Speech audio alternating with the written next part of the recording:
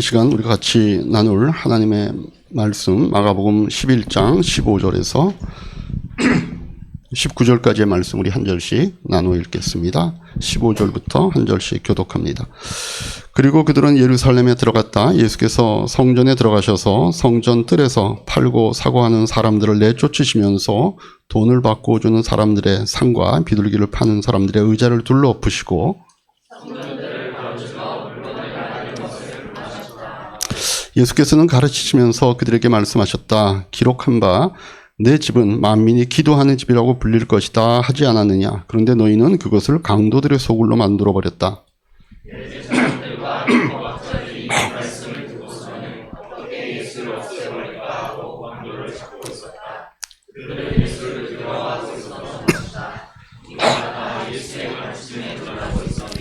같이 봅니다.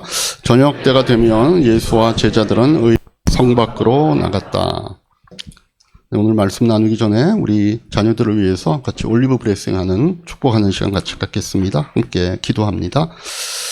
하나님 아버지, 오늘 우리가 자녀들을 위하여 붙잡은 말씀은 레위기에 있는 말씀입니다. 나 주가 거룩하니 너희도 나에게 거룩한 사람이 되어야 한다. 나는 너희를 뭇백성 가운데 골라서 나의 백성이 되게 하였다라고 말씀하셨습니다. 주님, 우리의 자녀들도 하나님께서 뭇백성 가운데서 골라서 하나님의 백성 삼아주신 자녀가 됨을 저희가 이 시간 믿고 고백합니다. 하나님, 우리에게 주어진 하나님의 선물인 아이니와 성재, 지원이와 수연이, 호원이와 기원이, 승연이와 윤선이와 윤희를 하나님께서 뭇백성 가운데 골라 세우신 하나님의 놀라운 자녀들로 주님께서 세워주시고 또 키워주시고 성장시켜 주실 것을 저희가 믿습니다.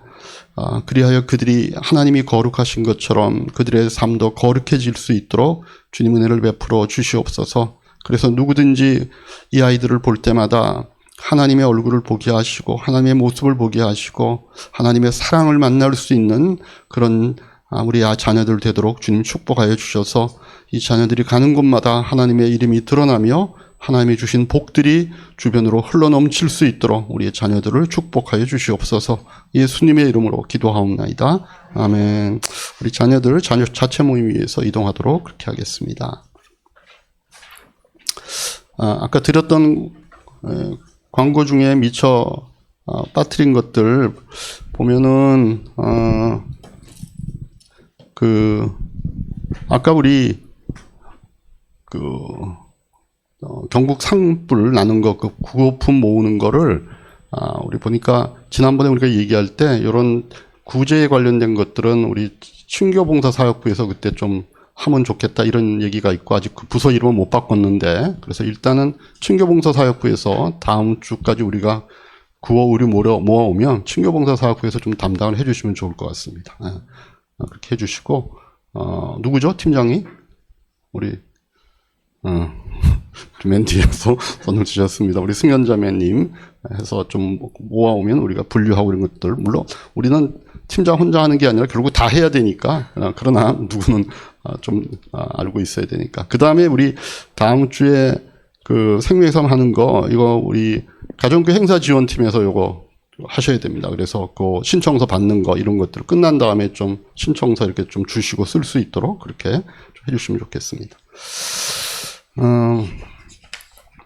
제가 말씀 나누기 전에 그 주에 좀 제가 특별히 자랑하고 싶은 이런 분들에 대해서 좀 소개를 하는데, 오늘은 마침 또 우리 효선자매가 또 그런 간증을 해서 잘 됐다 이런 마음이 듭니다. 왜냐하면 그 얘기를 들으면서도 그렇고 하나님께서 이렇게 우리 라목자님 가정을 또 이렇게 기도의 응답으로 채워주시는 거에 이유가 있겠다 이런 마음이 듭니다. 왜냐하면 이제 다 아시겠지만 우리 라목자님 가정이 우리 교회 와서 이제 그게 부부가 같이 살면서 두 번째 지금 집이죠.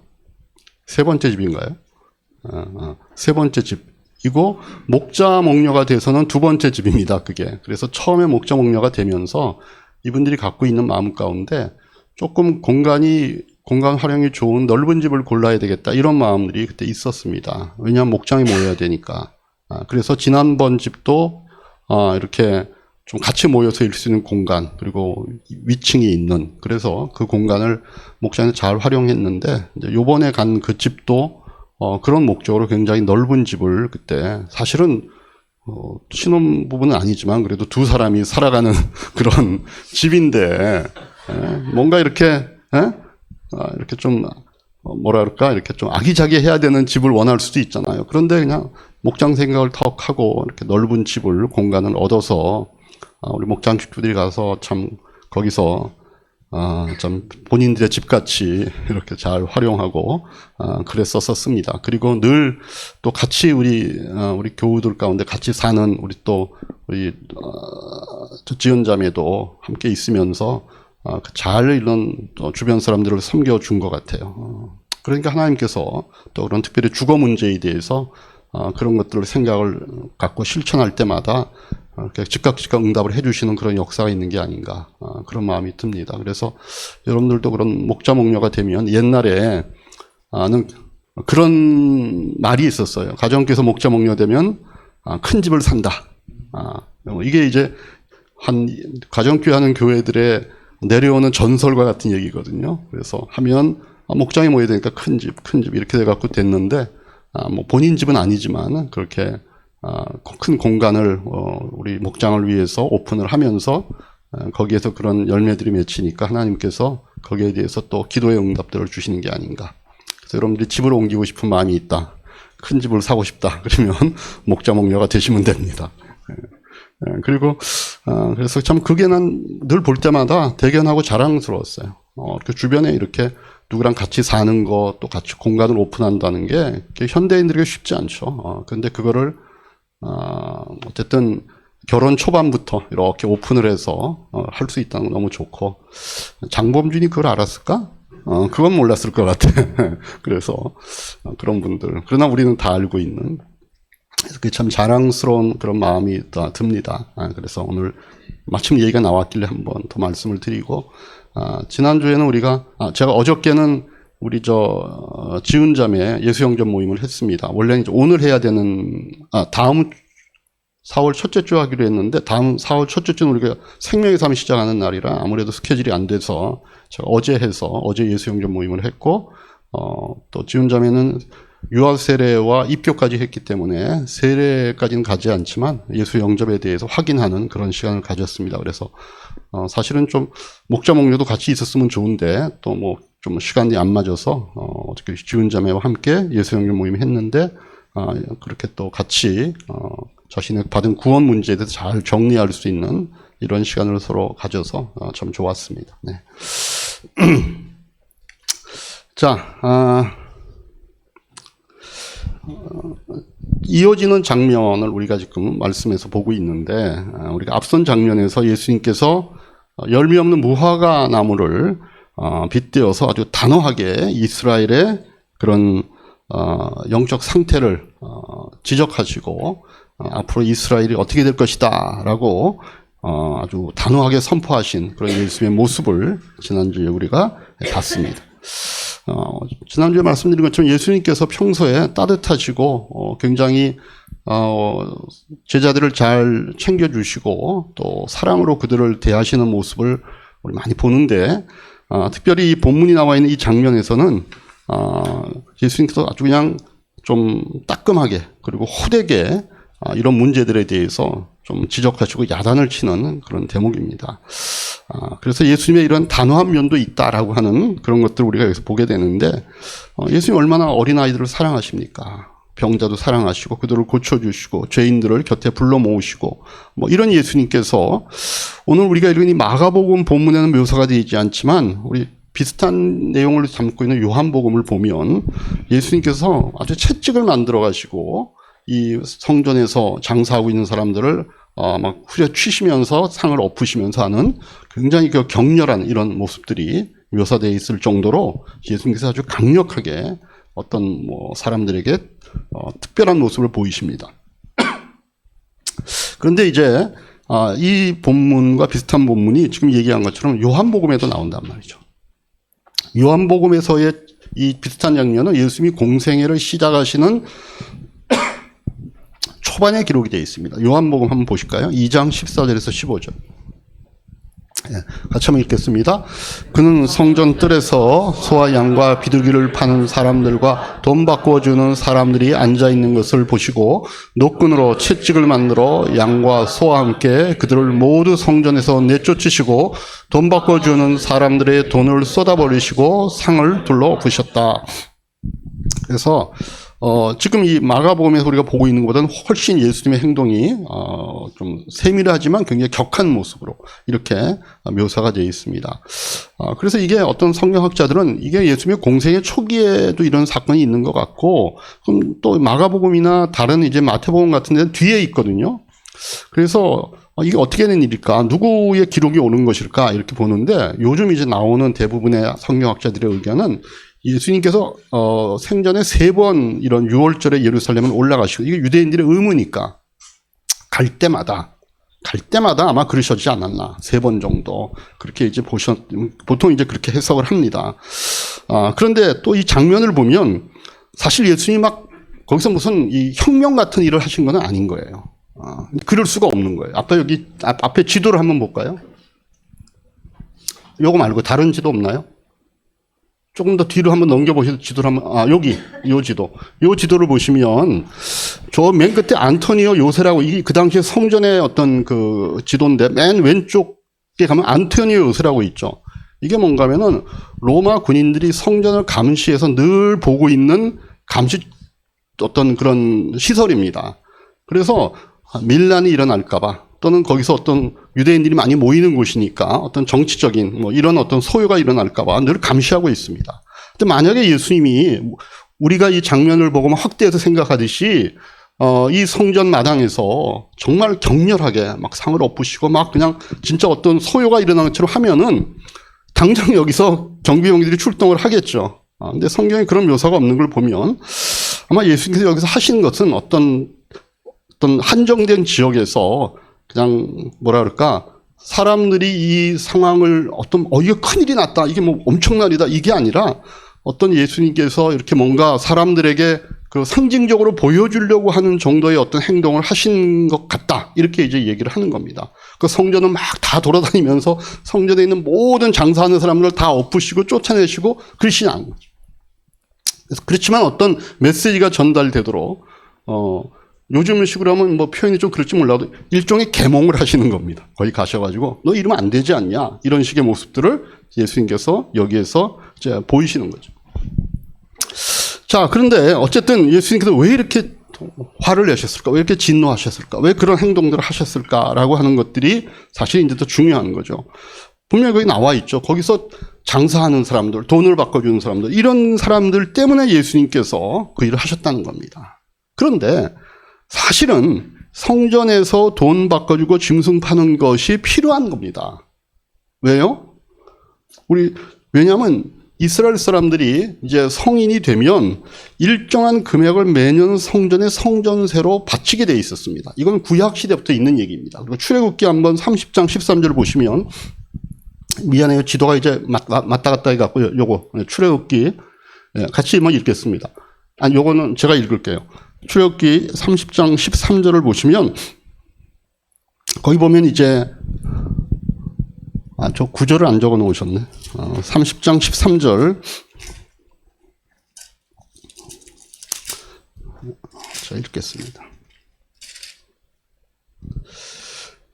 3장 13절에 이렇게 되어 있습니다. 20살이 넘은 남자 곧 인구 조사를 받은 사람은 누구나 나 주에게 이 예물을 바쳐야 한다. 너희가 목숨값으로 속전을 주에게 올리는 예물은 반세겔이다. 이렇게 되어 있거든요. 그래서 늘 1년에 한 번씩 모든 유대인들은 성전에 올 때마다 반세겔씩을 드리는 게 의무였습니다.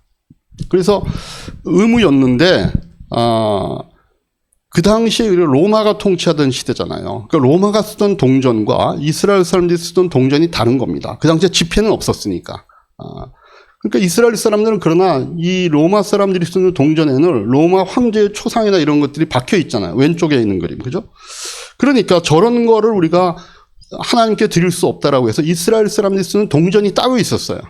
그래서 뭐 이제 그런 고고학을 하는 분들이 한 것들은 이 이제 로마인들이 쓰는 동전을 하나님께 바치지 못하니까 자신들의 동전이 따로 있어서 이스라엘 동전이. 그러니까 이런 동전으로 바꿔서 성전세를 내야만 되는 겁니다. 그러니까 이걸 늘 갖고 있는 게 아닐 수 있잖아요. 통용되는 게 아닐 수 있으니까. 그러니까 평소에 자기들이 쓰는 로마의 이 동전을 갖고 있다가 성전에서 세금으로 드릴 때는 이걸 바꿔야 되는 겁니다. 그러니까 늘 성전에 누가 있어야 되냐면 이걸 바꿔주는 환전상이 있어야 되는 거예요. 우리가 달러를 환전하는 것처럼 그래서 거기는 이 돈을 바꿔주는 환전상들이 있어야 되는 거예요. 또 이런 우상 숭배를 싫어하는 이 이스라엘 사람들이 저런 황제의 얼굴이 새겨진 동전을 드릴 수 없으니까 이걸 바꾸어서 이제 성전세를 바치잖아요. 마찬가지로 짐승도 마찬가지입니다.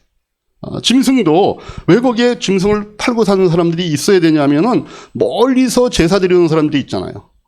근데 그걸 자기 동네 저기 갈릴리 북쪽에서부터 그 동물 들고 오기가 얼마나 번거로워요. 그러니까 와갖고 짐승을 잡아서 제사를 드리는 그 제물을 사야 되는 겁니다. 그러니까 마치 뭐 우시장이나 뭐 양 파는 그런 것처럼 그런 시장들이 근처에 있을 수밖에 없어요.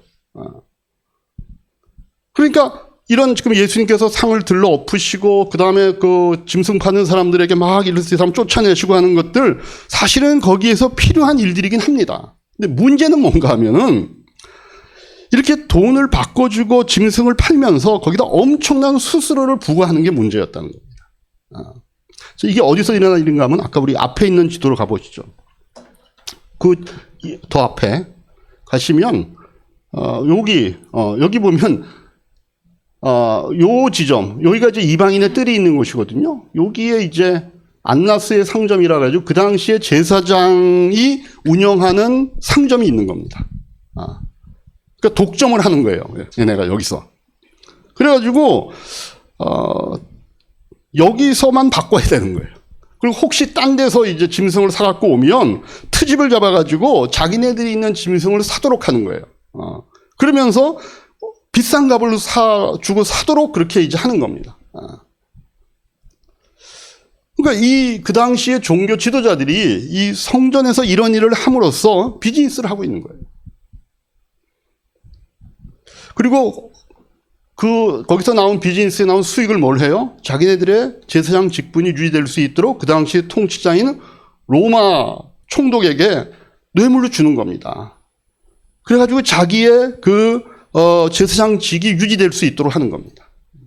그러니까 이거는 원래 하나님이 이스라엘의 제사장직을 세울 때 의도했던 것과는 전혀 다른 식으로 가는 겁니다. 그러니까 이때 예수님 시대에는 우리가 나중에 보겠지만 대제사장이 2명이었어요. 대제사장이잖아요. 대제사장은 원래 1명이어야 돼요. 근데 이게 지금 오월이 이렇게 서로 스위치가 되는 그 기간 중에 있어서 그럴 수도 있겠지만 제사장이 2명일 때도 있는, 어떨 땐 3명일 때도 있는 거예요. 누가 더 많이 뇌물을 누구에게 주는가에 따라 가지고 그 정도로까지 그 당시에 종교 지도자들과 이스라엘의 종교적 상황이 엉망이었던 겁니다. 그러니까 예수님께서 17절 후반에서 뭐라 그래요? 너희는 이것을 강도의 소굴로 만들었다. 강도의 소굴로. 강도가 뭐예요? 자기들의 이익만을 추구하는 집단이 강도들이잖아요. 남들이 어떻게 되든 남들이 죽든 말든 자기의 그런 이익만을 추구하는 집단이 강도잖아요. 강도의 소굴이 돼버린 거예요. 성전이. 그래서 예수님께서 그걸 보시고 분노하신 겁니다. 분노하신 겁니다. 그런데 예수님께서 진짜 분노하신 이유는 따로 있었습니다. 예수님께서 분노하신 진짜 이유는요, 그렇게 함으로써 이 사람들이 하나님의 선택된 민족이라고 하는 이스라엘 백성들이 정작 하나님의 소원을 몰라주는 것 때문에 더 분노하신 겁니다. 겉으로 보기에는 이게 어떤 정치적인 이권 카르텔을 예수님께서 지금 오셔가지고 그거를 지적하시고 거기에 대한 분노를 표명하신 것 같지만 사실은 하나님의 소원을 멸시하고 있는 것에 대한 예수님의 분노인 겁니다. 너희가 하는 모습은 결국은 하나님이 갖고 있는 그 소원을 무시하는 행동 아니냐. 여러분, 하나님의 소원이 뭘까요? 우리나라의 소원은 뭐죠? 통일. 통일. 근데 요즘 우리나라 잘 얘기 안 하더라고. 통일. 각자 알아서 잘 살자 뭐 이런 것 같기도 한데 하나님의 소원이 뭘까요? 만민이 구원받기를 원하시는 겁니다. 만민. 베드로후서 3장 9절 볼까요? 같이 한번 읽겠습니다. 어떤 일이 생각하는 것 같이 주님께서 약속을 더디 지키시는 것이 아닙니다. 도리어 여러분을 위하여 오래 참으시는 것입니다. 하나님께서는 아무도 멸망하지 않고 모두 회개하기에 이르기를 바라신다. 이게 하나님의 소원입니다. 하나님 원하시는 거는요, 세상의 모든 사람들이 구원받기를 바라는 겁니다. 한 사람도 지옥 가는 사람이 안 생기도록 하나님이 모든 사람을 구원 얻기를 바라는 것이 하나님이 갖고 계신 소원입니다. 그리고 그 방법으로 온 인류를 구원하기 위해서 이스라엘이라고 하는 그 민족들을 선택해서 이 민족을 통하여 온 인류가 그 하나님의 구원에 동참할 수 있도록 그렇게 하나님이 원하셨습니다. 그래서 이스라엘의 조상이라고 하는 아브라함을 불러내실 때 하나님이 분명하게 얘기하시나요? 창세기 12장 2절 3절 한번 보실까요? 다시 한번 읽겠습니다. 내가 너로 큰 민족이 되게 하고 너에게 복을 주어서 내가 크게 이름을 떨치게 하겠다. 너는 복의 근원이 될 것이다. 너를 축복하는 사람에게는 내가 복을 베풀고 너를 저주하는 사람에게는 내가 저주를 내릴 것이다. 땅에 사는 모든 민족이 너로 말미암아 복을 받을 것이다. 네. 이게 무슨 얘기인가 하면 내가 너로 큰 민족 되게 하고 너에게 복을 주어서 너의 이름을 크게 떨치게 하겠다. 너는 복의 근원이 되고 너를 축복하는 자에게는 내가 복을 베푸고 너를 저주하는 자에게는 내가 저주를 내릴 것이다. 이거 뭔가 하면 너를 나처럼 생각하겠다는 겁니다. 너를 통해서 내가 생각하고 있는 거, 내 마음을 그걸 드러내게 하겠다는 겁니다. 그리고 그 이유가 뭐예요? 땅에 사는 모든 민족이 너로 말미암아 복을 받도록 하는 것이 내 마음이라는 거. 그게 내가 갖고 있는 어떤 진심이라는 겁니다.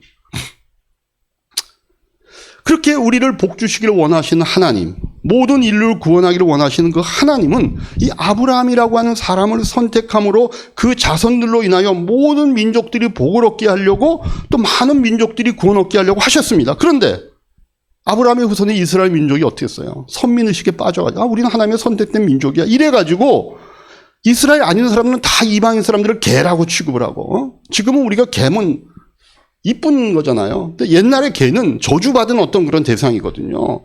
그 이방 사람들 다 개라고 부르고 그들이 하나님을 섬겨보려고 기도하는 그 장소를 지금 뭐예요? 장사꾼들이 점령하는 장소로 바꿔버렸다는 겁니다. 아까 우리 성전 지도 다시 한번 보시면 거기 이제 요거 말고 전체 그렇게 평면도로 나온 지도 있죠. 조금 더 뒤로 가시면 요 지도. 요 지도에 보시면 이 당시에 이스라엘의 그 성전이 있고 그 성전 둘레에 이렇게 구역이 나눠져 있었습니다. 여기 처음에 보면은 여기 있는 그 제사장의 뜰은 제사장만 들어가는 거예요. 그죠? 여기는 제사장만 들어가요.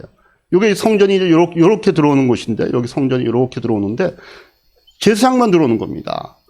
그 다음에 이스라엘의 뜰이 있어. 이스라엘의 뜰. 여기는 누구만 들어가면 이스라엘의 남자들만 들어가는 거예요. 여자들 들어가면 안 돼요. 혼나요. 그 다음에, 그러나 여인들의 뜰도 있어요. 더 넓어요. 그러니까 더 좋아하셔야 돼. 넓어요. 그 다음에, 요게 이제 성전의, 요 사각형이 성전의 이제 원래 형태예요. 그런데 요 성전 바깥으로는 뭐가 있냐면 이방인의 뜰이 있어요. 이렇게 이방인의 뜰. 여기 이방인의 뜰의 경계이고. 그러니까 성전에는 최소한 이스라엘의 남자들만 정기적으로 들어가는 겁니다. 그리고 그 뒤에 이제 여인들이 같이 있는 뜰이 있고, 그 다음에 완전 바깥에 이제 이방인들 들어갈 수 있어요. 그러니까 지성소라고 하는 성전에서 특별히 지성소라고 하는 곳에는 1년에 한 번 딱 대제사장만 들어갑니다. 1년에 한 번. 그 바깥에 있는 그 성소 주변은 제사장들만 들어갑니다. 그 바깥에는 이스라엘 남자들만 들어가고 그 다음에는 여자들만 들어가는 곳입니다. 그리고 그 나머지 뒤에 있는 공간은 이제 이방인들이 들어와서 기도하는 곳이에요. 아직 정확하게 유대인으로 개종하진 않았지만 뭔가 그런 유대인들을 통하여서 여호와 하나님을 알게 되고 이런 어떤 마음이 있는 분들이 또 와서 자기들 좀 섬기기를 원하고 그런 마음을 표현하는 그곳이 바로 이방인의 뜰입니다.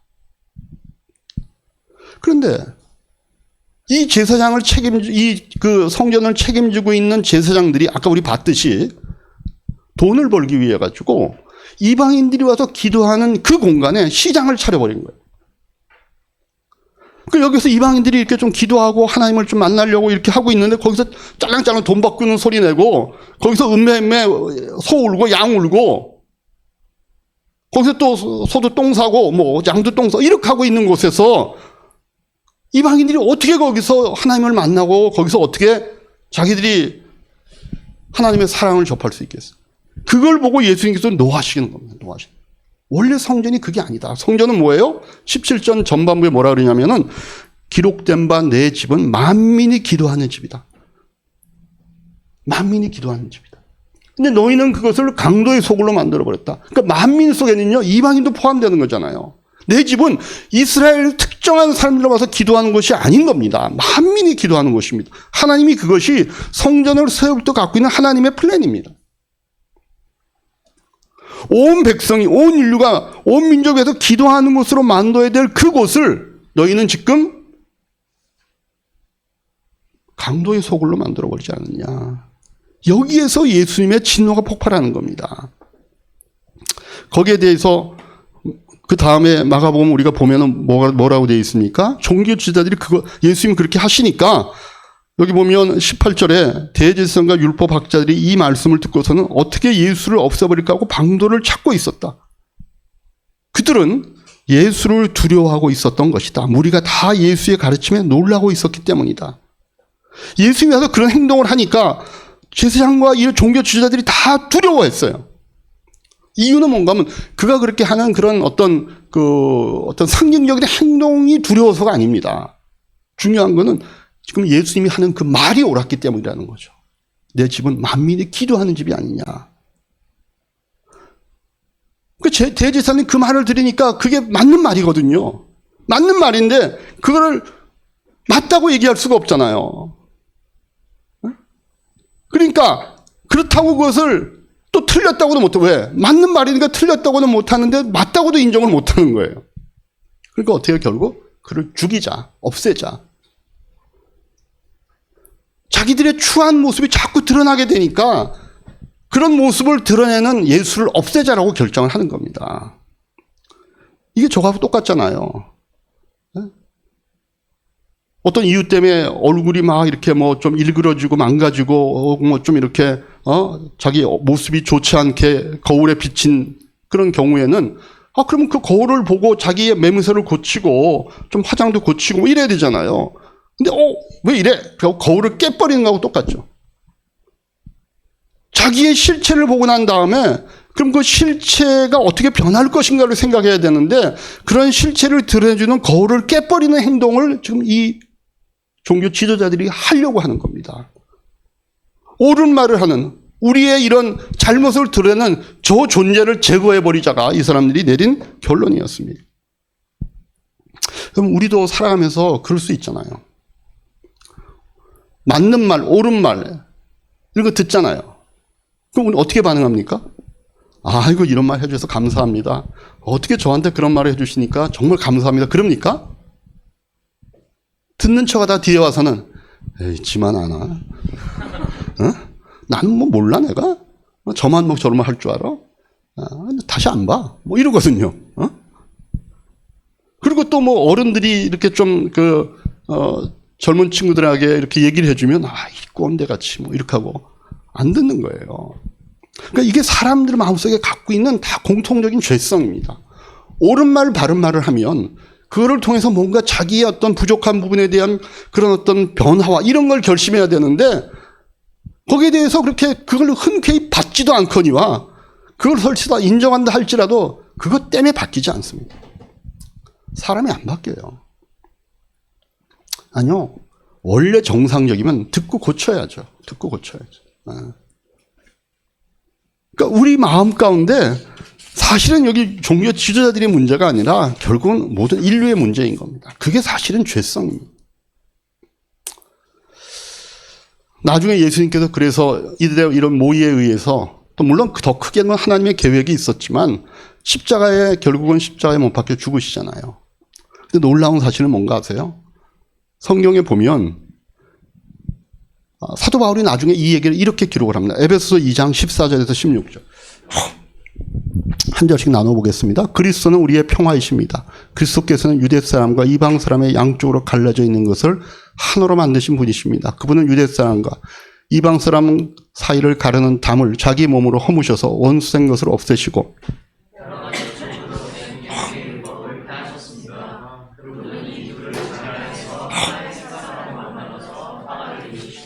같이 봅니다. 원수된 것을 십자가로 소멸하시고 이 둘을 한 몸으로 만드셔서 하나님과 화해를 시키셨습니다.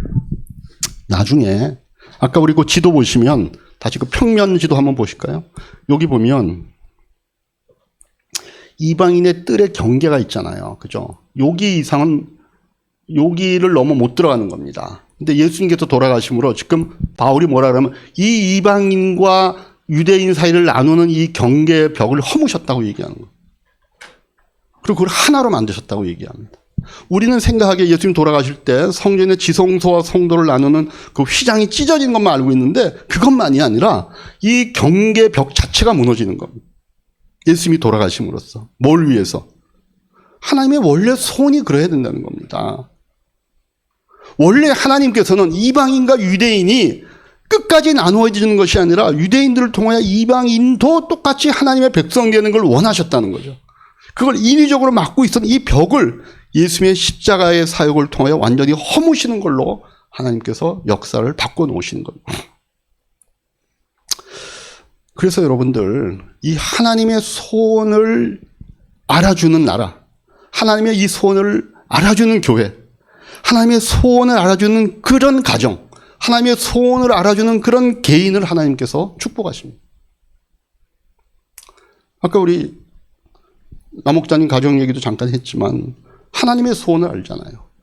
본인들의 가정을 오픈해서 거기에 아직까지 예수님 모르는 그런 친구들, 예수님 모르는 사람들 함께 와서 그 자리에서 하나님의 사랑을 나누고 얘기하고 하나님 그런 가정들을 축복하시는 겁니다. 우리 그 가정교회 하는 교회 중에 이렇게 보면 전설적으로 이렇게 내려오는 교회들이 있습니다. 진짜. 그 중에 하나가 여러분들 나중에 이제 그 교회 평신도 세미나 하면 저는 꼭 가기를 원하는데 청주에 있는 청주 사랑의 교회라고 있습니다. 목사님 부부가 자기 집에서 일단 동네 어려운 사람들을 집으로 초대해서 거기서 밥 먹고 그러면서 교회가 세워졌는데 처음에는 어떤 분들이 오냐면요. 이제 그 사모님이 이제 그 목사님은 영어 학원을 하셨고 그 다음에 사모님이 이제 동네 나가서 동네 놀이터 같은 데서 있는 그 사람들 그 동네 낮 시간에 그 놀이터에 나온 사람들이면 누구겠어요? 할 일이 없는 사람들, 또 몸 아픈 사람들, 또 뭔가 어디 소속이 안 된 사람 이런 사람들 있잖아요. 그러니까 뭐 고하면 알코올 중독자, 신용 불량자, 그래가지고 어쨌든 어떤 제대로 된 기능을 못하는 분들이 그냥 있는 거예요. 그런 분들 데려다가 또 그런 아이들 막 케어하면서 그 동네 아주머니들 데려다가 그리고 자기 집에서 예배 드리면서 이제 성경 공부하면서 교회가 이제 조금씩 커진 거예요. 처음에 그 교회 모인 분들 중에는요, 그냥 우리가 보통 이렇게 어떤 왜 이렇게 급식 나눠주는 데 있잖아요. 이렇게 그 사회봉사 차원으로. 그런데 오는 분들, 같은 분들이 모이는 거예요. 알코올 중독자, 어쨌든 무슨 도박하는 분들, 이런 분들이 왔는데 그분들이 거기서 변화가 되기 시작하는 거예요. 그 변화가 되기 시작했더니 나중에, 그러니까 처음에는 교회가 모였는데 희한한 거예요. 그리고 또 그 알코올 중독자는 누굴 전도해 오냐면 또 다른 알코올 중독자를 전도해 오거든요. 또 귀신 들린 사람은요, 또 그 귀신 들린 자기 친구를 데려오는 거예요. 왜? 자기가 어떤 효과가 있었으니까. 근데 처음에는 그런 분들로 만들어진 교회가 되는 거예요. 근데 이게 희한한 게 어느 시점이 되니까 거기서 이렇게 스며져 나오는 그 사랑의 어떤 열기가 정상적인 사람들에게까지 나가는 거예요. 그래서 이게 교회가 점점 바뀌기 시작하는 거예요. 그러니까 처음에 그런 힘들었고 어려운 사람들이 와서 그 도움을 받다가 그 교회에서의 그 어떤 그리스도의 사랑에 대한 이런 맛들을 본 그 얘기들이 퍼지면서 정상적인 사람들이 들어오는 거예요. 그 다음부터는. 그래서 또 이렇게 힘들고 처음에 그 도움을 받았던 사람들도 점점 좀 빠져나가고 뭔가 회복돼 갖고 그러면서 지금은 그 교회가 거의 70-80%가 이제는 정상적인 신앙생활을 하는 사람들로 이렇게 바뀌어가서 지금 한 150명 정도 모입니다. 그 교회가 교회 건물을 잘 세웠어요. 그래서 그 교회가 요즘 뭘 하냐면은 가정교회로 처음에 개척하는 분들을 위한 세미나를 합니다. 근데 저도 이제 재작년에 한번 갔다 왔는데 진짜 사랑이 많아요. 진짜. 그러니까 처음에는 저게 교회가 될까 싶은 거예요. 제가 그 교회가 한 10년 전에 제가 가봤거든요. 그때 갔을 때는 진짜 희한했어요. 뭔가 열심히 하는 것 같은데 그냥 뭔가 질서도 없고 아무것도 없었어요. 근데 이게 10년 후에 재작년에 갔을 때는요, 너무 다른 교회가 되어 있는 거예요.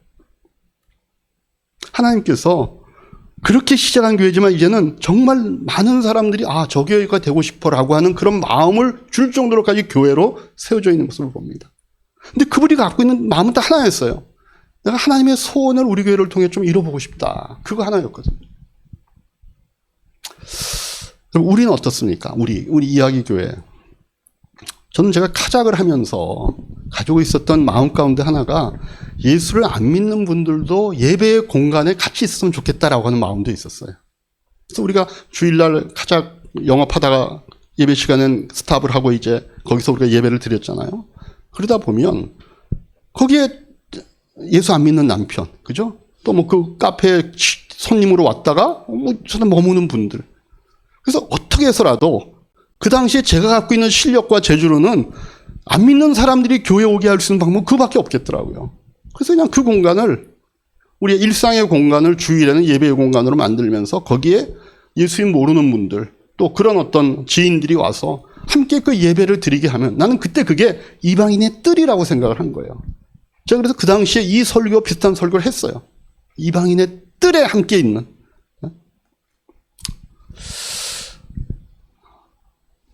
비록 거기는 우리의 영업장으로 쓰는 곳이지만 그곳이 하나님의 성전이 될 수 있는 곳이 되면 좋겠다라고 하는 게 제 마음이었거든요. 저는 지금 우리의 목장이 그거라고 봐요. 우리의 목장 안에 아직까지 예수님이 누군지 모르고 그냥 세상에서의 모든 삶만 갖고 있는 분들이 목장을 통하여 하나님의 사랑과 하나님의 누구시는 데 대한 경험들을 간접적으로 경험할 수 있는 것입니다.